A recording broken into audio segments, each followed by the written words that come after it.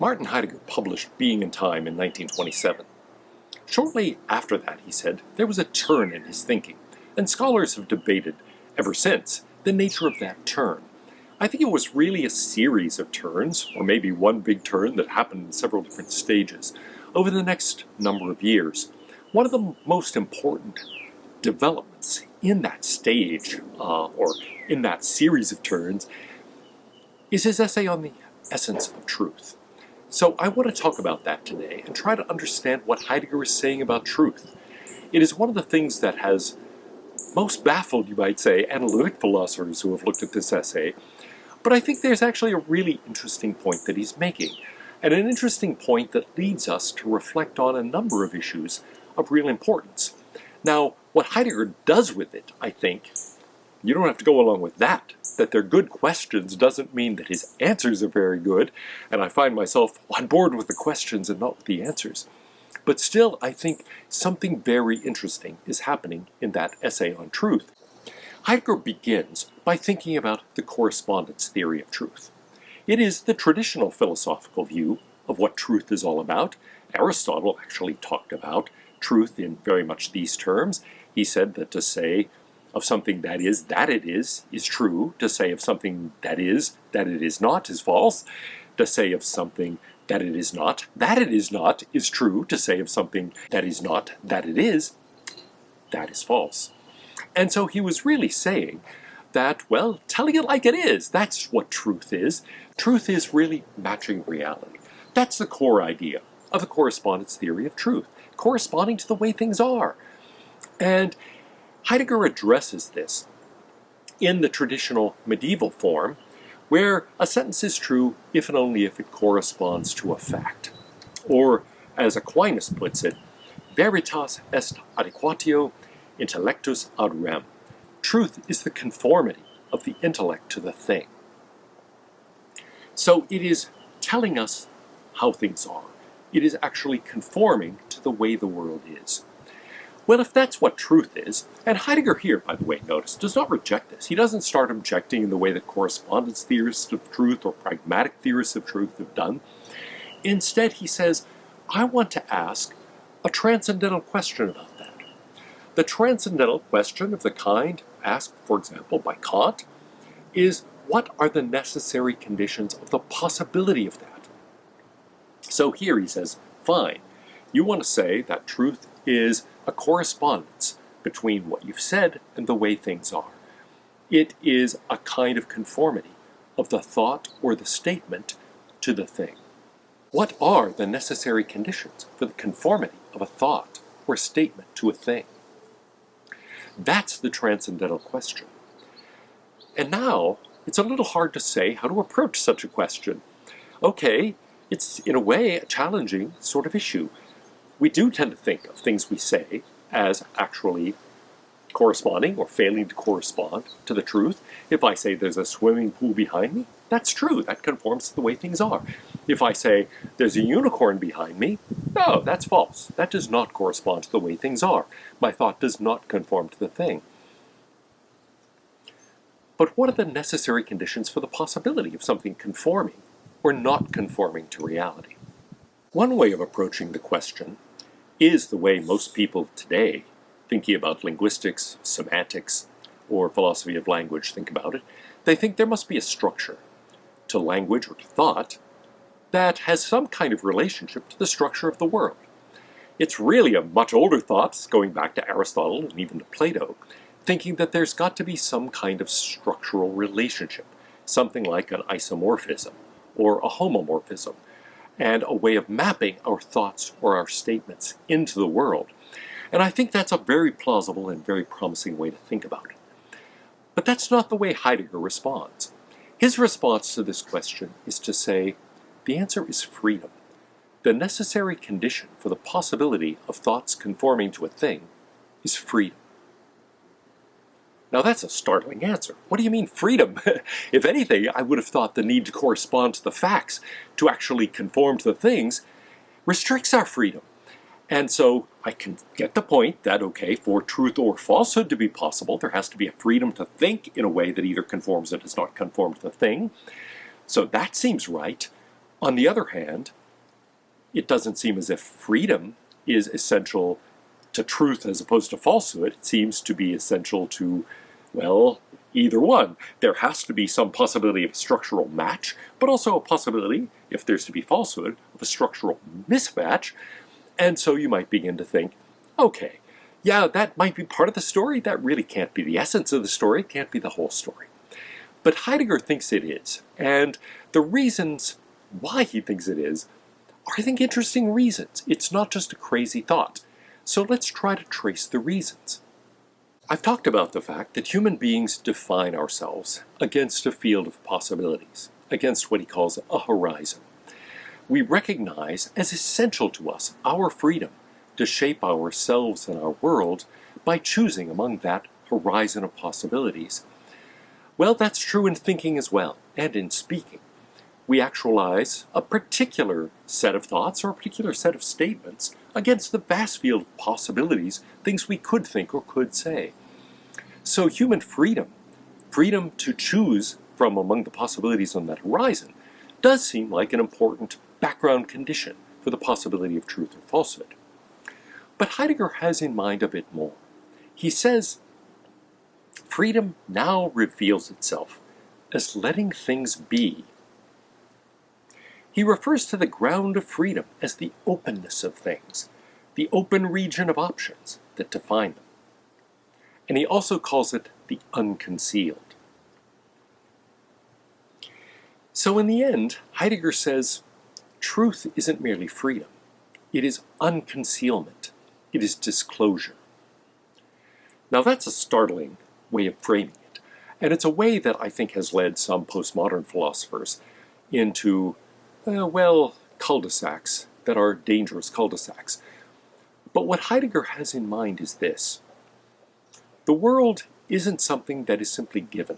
There is something about the correspondence theory that he thinks distorts not only the nature of the world, but our relationship to it as well.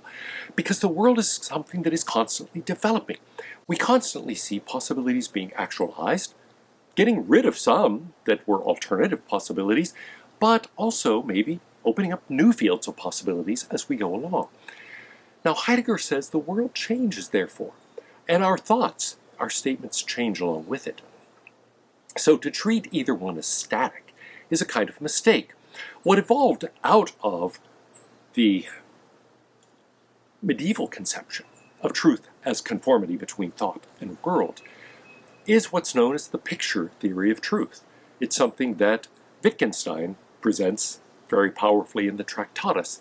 Heidegger, I think, is saying, look, there's something about that picture that's right, but also something that's really misleading, because it suggests that something like true thoughts or true statements are like snapshots of the world, like photographs, static photographs of a static world. But that's not the way the world is. The world is constantly changing.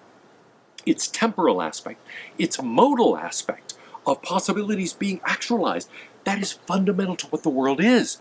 And so you can't give us a theory of truth that is going to give us a conformity of thought to thing without recognizing the temporal and the modal character of the world. So I think here Heidegger has actually a very sophisticated criticism. He's saying essential to understanding the world is understanding that certain things have been, certain things are now, certain things will be, some things might be, some things tend to be unless something goes wrong. And he says all those dispositions, tendencies, capacities, possibilities, those are vital parts of reality. The fact that reality is constantly changing, that it's dynamic, that is essential to reality. And so he says, I don't want to consider a correspondence theory of truth as adequate unless you can explain to me how we're to understand verb tenses, how we're to understand modal language, about possibility and necessity, about tendencies, about capacities, about abilities. I want you to give me a theory that makes sense of all of that, and that talks about the fact that this, is likely, for example, that this will happen unless certain things happen. That one person is irascible, meaning they are easily angered. They have this tendency toward anger. Other people are gentle in the sense that they tend not to be. Make sense of all of that for me. He says, then we'll take this seriously. But don't give me a snapshot picture of the world. The world is more like a motion picture, and not one that's just a series of snapshots, moreover. It's one that's essentially dynamic. So we need an account that is dynamic. That's why he talks about unconcealment. That's why he talks about disclosure. Those are dynamic notions. They are not static notions. And so he thinks that essential to a theory of truth is going to be capturing that dynamism, something about the world disclosing itself, about it unconcealing itself, about it actualizing all of those possibilities. The appropriate tense here is not a simple present, it's a progressive. It is, look, the world is doing it right now, and thought had better be doing it right now too, if it's to actually capture truth. So this is an objection against the correspondence theory in a sense, but not about its very character. It's not saying, oh, the alternative is coherence or pragmatism or something else. No, instead he's saying it is leaving out something important. It is giving us a static view, rather than understanding that thought, language, and the world are in their very essence dynamic. Heidegger doesn't end there, however. He says, look, to understand this dynamism, we're back to the central question of being and time.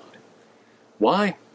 Well, because that whole dynamic process of unconcealment or disclosure or actualization, that involves things that were merely possible becoming actual. And that becoming is crucial. But how are we to understand becoming?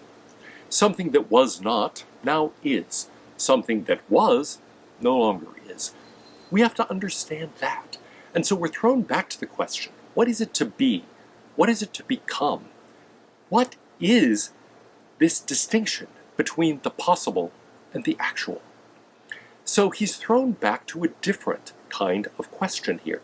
Not merely the question of what is being. You might think now we loop back to the beginning of Dasein and the reflections of being in time on Dasein and Mit-Dasein. What is it to be in a world with others? But this time he takes it in a slightly different way. And this is where he turns in a different direction. He says, I want to ask a different kind of transcendental question now. If part of what we have to do in asking about the necessary conditions of the possibility of the conformity of a thought to a thing is recognizing the dynamic character of the world and the dynamic character of thinking and speaking, then we have to understand the nature of that dynamism. We have to understand unconcealing, disclosing, actualizing, becoming.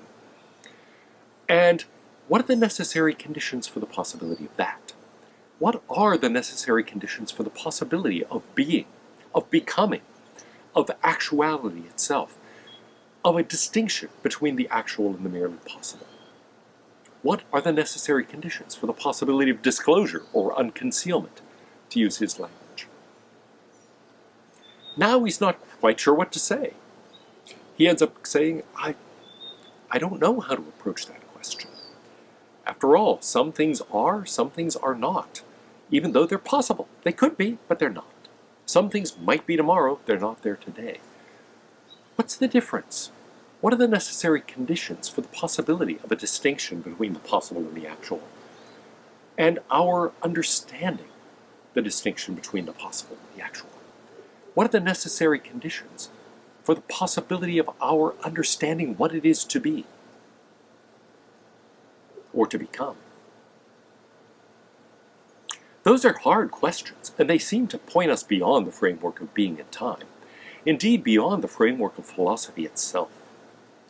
And so I think Heidegger here, at the end of the essay on the essence of truth, is led to think, I don't think language is capable of settling this question. We've been thinking about truth in terms of a formula, like the conformity of thought to the thing, or correspondence to a fact. Or we could adopt a different formula if you like. We could take a coherence theory, a pragmatic theory, etc. But he says, I don't think in the end it is possible for us in language to understand this. What's the alternative? Well, it's around this time that he begins reflecting on poetry and writing his essay on poetry. So that's one possible turn. Maybe we're in the position of Wittgenstein at the end of the Tractatus. That is to say, what cannot be said must be passed over in silence. And it requires poetry, or music, or art, to move us beyond to a different level of understanding. An alternative, of course, is to find it in a different way. And that brings us to further aspects of his turn that I'm not going to talk about in this video. But here I think he feels as if philosophy is no longer adequate to the task. In Being and Time, he thought he could give you philosophical answers to deep, transcendental philosophical questions. By the end of the essay on truth, he begins to think that thinking about truth points us beyond language to something else. Now, I think Aquinas, and before him, Augustine, Plato, would have said, I know where you're going with this, and you're right. It leads us beyond language to God. Heidegger started his entire career by studying theology, but by this stage he rejects that answer. And so he can't turn to God. He thinks about turning to art, literature, poetry, but there are other possibilities. And so later we'll talk about some of those other options for trying to get beyond, to understand how to respond to the transcendental question about the necessary grounds for the possibility of truth.